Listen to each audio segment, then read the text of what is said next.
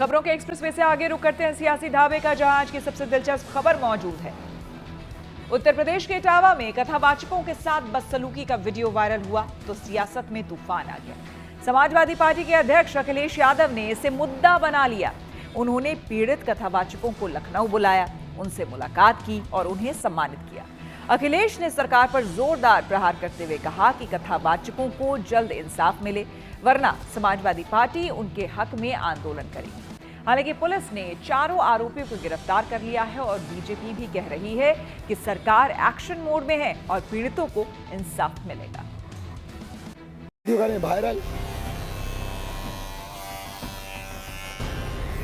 शास्त्री जी हैं हमारे यहाँ के भैया, इन्हें जब याद रहे वो चाहिए कि ब्राह्मणन के गांव में आए कि तुमने मतलब जो करो वो जो तुम्हारी बाकी सजा है, तुम जिंदगी तुम्हें ऐसा करवो नहीं चाहिए तो जो तुमने करो।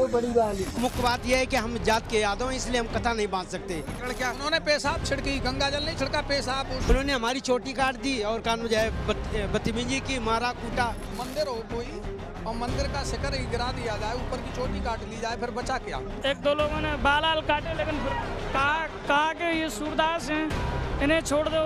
सब कुछ जानते थे वो, उन्होंने जानबूझ करके हमारे साथ ये किया। इटावा के पीड़ित कथावाचक मुकुटमणि यादव को शॉल ओढ़ाकर और 51,000 रुपए देकर समाजवादी पार्टी अध्यक्ष अखिलेश यादव ने सम्मानित किया।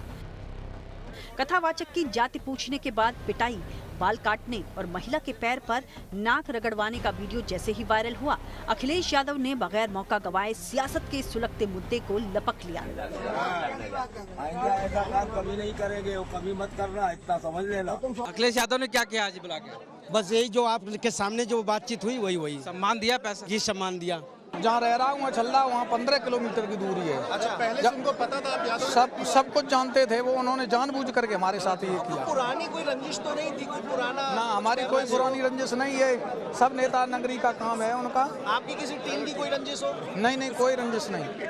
कथावाचकों की टोली में शाम भी थे जो जनमानद हैं। शुक्र है कि इन्हें किसी ने कुछ नहीं कहा। हमारे साथ बदतमीजी की और एक दो लोगों ने बाल काटे, लेकिन फिर कहा कि ये सूरदास हैं, इन्हें छोड़ दो। तब हमें छोड़ा गया और 2-3 थापड़ें मारी। जब ये तस्वीरें सामने आई तो उत्तर प्रदेश की सियासत सुलग उठी, क्योंकि कहीं और ये घटना हुई होती तो शायद उतना हंगामा नहीं होता जितना उत्तर प्रदेश में हुआ। एक तो यूपी, ऊपर से अखिलेश यादव का इलाका इटावा, और इससे भी ज्यादा पीड़ित यादव समाज से ताल्लुक रखता हो।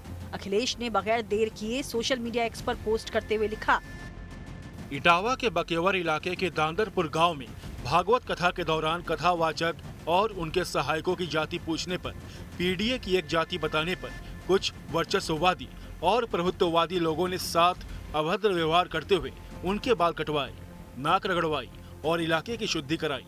हमारा संविधान जातिगत भेदभाव की अनुमति नहीं देता है। ये व्यक्ति की गरिमा और प्रतिष्ठा से जीवन जीने के मौलिक अधिकार के विरुद्ध किया गया अपराध है। सभी आरोपियों की तत्काल गिरफ्तारी हो और यथोचित धाराओं में मुकदमा दर्ज किया जाए। अगर आगामी 3 दिनों में कड़ी कार्रवाई नहीं हुई तो हम पीडीए के मान सम्मान की रक्षा के एक बड़े आंदोलन का आह्वान कर देंगे। हालांकि पुलिस ने फौरी कार्रवाई करते हुए 4 आरोपियों को गिरफ्तार कर जेल भी भेज दिया। बावजूद इसके अखिलेश यादव ने हुंकार भर दी कि अगर इन पीड़ितों को पूरा न्याय नहीं मिलता है तो इनके समर्थन में वो आंदोलन छेड़ेंगे, सड़क पर उतरेंगे और सरकार के खिलाफ आवाज बुलंद करेंगे। तो बीजेपी ने भी पलटवार करते हुए कहा कि ये सरकार अपराध के खिलाफ सख्ती से पेश आती है। घर को गंगा जल से तो कभी मंदिर को धुलवाकर पीड़ित समाज का मानसिक उत्पीड़न व अपमान करते हैं, और अब तो सिर तक मुड़वा रहे हैं। अभी तक तो हमने आपने वो घटनाएं सुनी देखी जहां पर घरों को गंगा जल से धोते थे ये लोग। अगर कोई पीड़ित परिवार का मंदिर चला जाए तो मंदिर को गंगा जल से धोते हैं, और अब तो सीमा लांघ गई ये वर्चस्ववादी। आखिरकार किसका आशीर्वाद है? क्या सरकार का आशीर्वाद नहीं है, जिसकी वजह से सर तक मुड़वा दे रहे हैं, पेशाब तक करवा दे रहे हैं? की आवश्यकता नहीं है, उनकी चेतावनी की भी आवश्यकता नहीं है, उनकी पीढ़ी के फार्मूले की आवश्यकता नहीं है। आते ही मुख्यमंत्री योगी आदित्यनाथ स्वयं ही सक्षम है, उन्हें कोई संज्ञान में विषय आता है या सरकार के अधिकारियों के संज्ञान में कोई विषय आता है कि गलत हुआ है तो कार्रवाई होती है, कार्रवाई हो रही है। अब इसमें हर चीज़ में पीढ़ी ढूंढते हैं, तो कम से कम भैया ये कथा काम छोड़ दो, इसको पीढ़ी में ढूंढो। ये पीढ़ी का व्यवस्था नहीं है, ये सामाजिक स्नेह और सामाजिक विद्वेष का विषय है। इसके ऊपर प्रशासन अपना काम कर रहा है।